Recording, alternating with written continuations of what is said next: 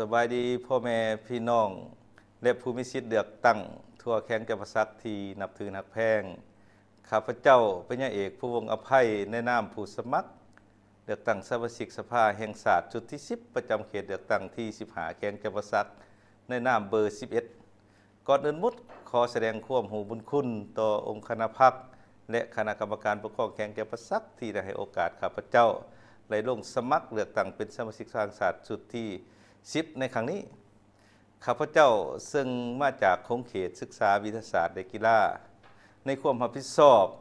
เป็นกรรมการพรรคแข็งและเป็นหัวหน้าแผนกสาธิการในกีฬาแข็งเชื่อมั่นว่ารวยบทเรียนได้ประสบการณ์ตัวจริงในการปฏิบัติหน้าที่ของข้าพเจ้าในนามเป็นพนักงานรัฐกรในระยะผ่านมาซึ่งเริ่มจากเป็นพนักงานวิชาการจนฮอดนะครับตำแหน่งบริหารอยู่กรมแผนการและการห่มมือสากลกรมพัวพันธ์ต่างประเทศและศูนย์ ICT กระทรวงศึกษาธิการในกีฬาบวกกับการศึกษาหำเฮียนนับแต่ระดับปริญญาตรีที่เฮียนอยู่คณะอักษรศาสตร์มหาวิทยาลัยแห่งชาติ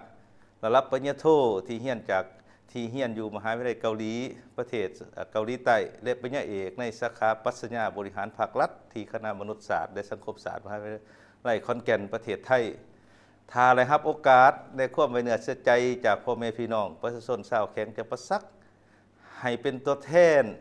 อยู่ในสภาแห่งชาติก็คือสภาประชาชนแข็งข้าพเจ้าจะนำเอาความรู้ความสามารถที่ได้เรียนมาและบทเรียนประสบการณ์ในระยะผ่านมาและจะซุ้มใส่ทุกสติปัญญาของตนเขาในการปฏิบัติหน้าที่ที่ได้รับมอบหมายให้สมกับความไว้เนื้อเชื่อใจของพ่อแม่ประชาชนพี่น้องชาวแขนจำปาสักโดยจะเป็นเจ้าการในการซุกนิ้วติดตามการจัดตั้งปฏิบัติรัฐธรรมนูญกฎหมายและซุกนิ้วติดตามการกวดการจัดตั้งปฏิบัติแผนพัฒนาเศรษฐกิจสังคมของรัฐบาลก็คือแผนพัฒนาเศรษฐกิจสังคมของคณะกรรมการปกครองแข็งในแต่ละระยะในฐานะเป็นตัวแทนทั้งสองสภาก็คือสภาแห่งชาติและสภาประชาชนแข็งถึงอย่างไรก็ตามอีกเท่านึงขอฝากพ่อแม่พี่น้องผู้มีสิทธิ์เลือกตั้งภายในแขนจำปาสักจงพิจารณาเบอร์11ปริญญาเอกผู้วงอภัยซึ่งเป็นผู้สมัครจากโครงเขตศึกษาวิทยาศาสตร์และกีฬาอย่าลืมเด้อเบอร์11ขอฝากพ่อแม่พี่น้องจงพิจารณาให้โอกาสนะครับใส่พี่น้องในสภาแห่งชาติชุดที่10ด้วยการลงคะแนน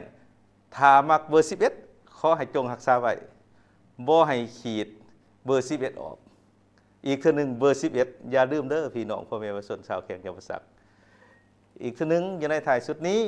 ข้าพเจ้าทั้งในนามเป็นประชาชนทั้งในนามผู้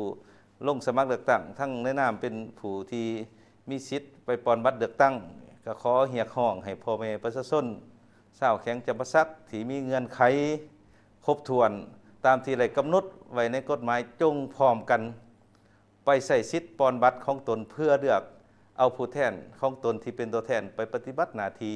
อยู่ในสภาแห่งชาติและสภาประชาชนแข็งในครั้งนี้ขอขอบใจ